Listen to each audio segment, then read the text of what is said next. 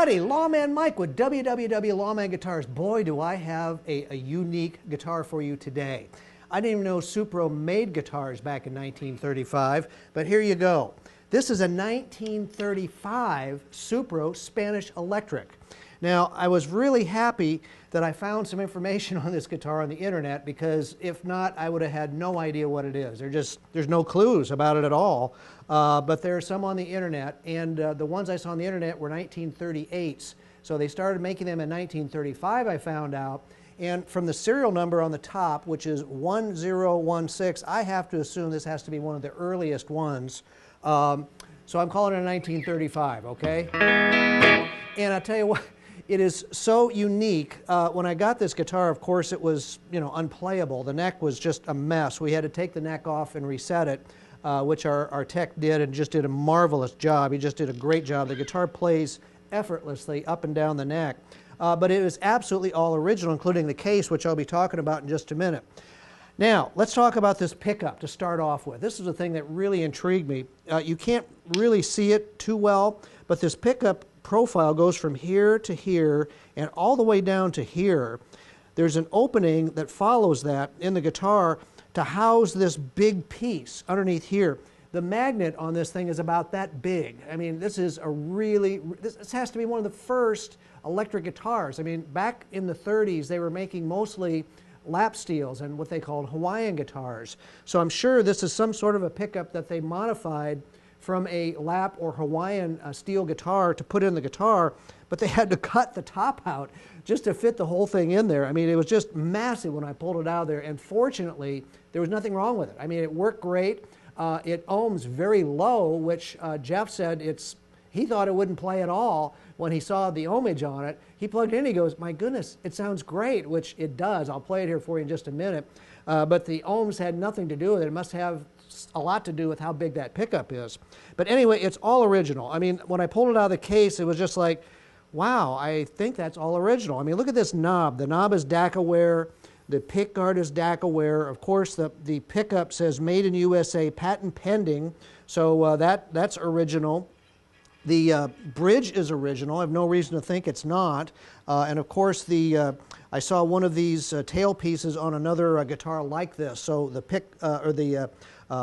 tailpiece is original. The tuners I suspected were not until I got to looking at them closer, and those are absolutely really old tuners. I don't even know who made them. I want to say Waverly, but I can't say that for sure. And then on the back, there's a sticker on here that says product of National Dobro Corp, Los Angeles, Chicago. So Supro was owned by National back in the day. And it just, what a historic guitar. I mean, it's just, and it's in beautiful, beautiful shape. There was not a crack on here that we had to fuss with. And the frets were, gosh, I want to say unplayed. I mean, I really think the guitar spent its entire life since the 1930s in its case. The fret markers look like they are abalone, which doesn't surprise me. The original nut is still on here, which, by the way, is 1 3/4 inch wide. So it's got a nice big wide nut on it to go with the big wide neck. Okay, let's talk about the neck. It's a 25.5 inch scale neck, so you should feel very comfortable with that. It's V-shaped, which they did back in the early days, and it's got a real nice feel to it because of the V. If it wasn't V, if it was just a big wide C, it would just be a massive round baseball bat neck. With the V, it gives a real nice feel to it, and I've got small fingers, and I feel right at home with this guitar. It feels really, really great. So, I mean, the whole thing is just original, and I just couldn't have been more excited to get it. And the guitar plays just effortlessly. I was just really, really happy when I got it back from the tech, and how well he set the neck up. It just plays great.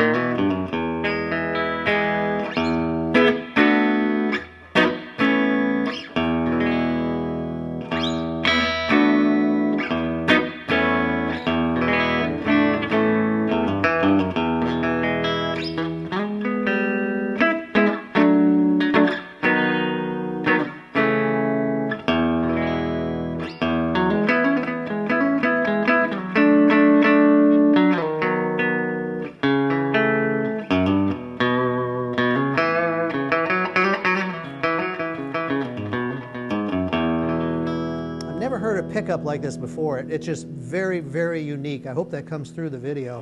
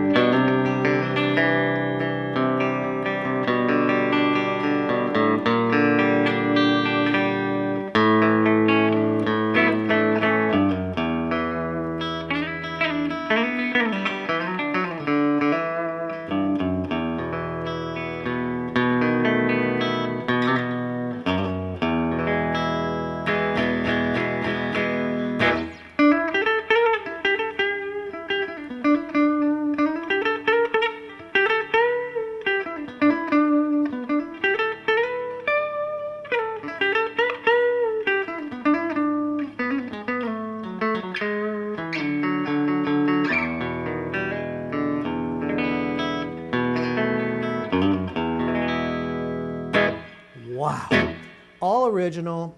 I mean, there's nothing on this guitar that is not original, and it is a historic guitar. Plays great, sounds wonderful, not like anything else I've ever had, and I just couldn't have been more pleased to have it. Now, if that wasn't enough, when this lady showed up with the guitar, of course, it had this case, and I went, well, this ought to be interesting. For those of you that know these cases, they're from the 30s and up into the 40s. So I knew it was going to be old, but this case is just in great shape. I mean, even the binding, I mean, this usually is deteriorated. So, I mean, it wasn't stored in an attic or a damp basement. I mean, it had to be in a bedroom closet or something. I mean, except for it looks like it's been moved around quite a bit. The case was just as nice as the guitar. All the hinges are still on it. The latches still latch. I mean, it's like, you know, wow, they still have snap to them. I couldn't believe it. The original leather handle, although it was a little dry and cracked, is still all here. It still works, and it's just in marvelous condition. We wanted to see the royal purple color when I opened it up, and I was not disappointed, because there it is, and it's just beautiful. I mean, it even has the little pieces to cover up the rivets for where the handle goes. I mean, it's still all here and intact. The accessory box cover is still here. The accessory box is still here. And this case is just absolutely as nice as that guitar. I was just thrilled to death to get it. I was really happy that she sold it to me. I was happy to spend the money on it. We spent a lot of money to get it in this kind of playing shape. But you know what? That guitar was definitely worth it. Steve, the cameraman, just said, "Oh, that must be a $3,000 guitar, Mike." I said, "Well, I wish it was, but it's not. It's certainly not an inexpensive guitar, but you know what? You could have this historic 1935 guitar for about half that. So, I mean, it's just a beautiful guitar. If you've ever been looking for anything with historic elements to it, that guitar is it. So check it out and all the really cool guitars we have at www.lawmanguitars.com, where we feature a lot of vintage guitars and guitars as old as 1935 and older. So check them all out. I really appreciate you watching my videos. Thanks a lot.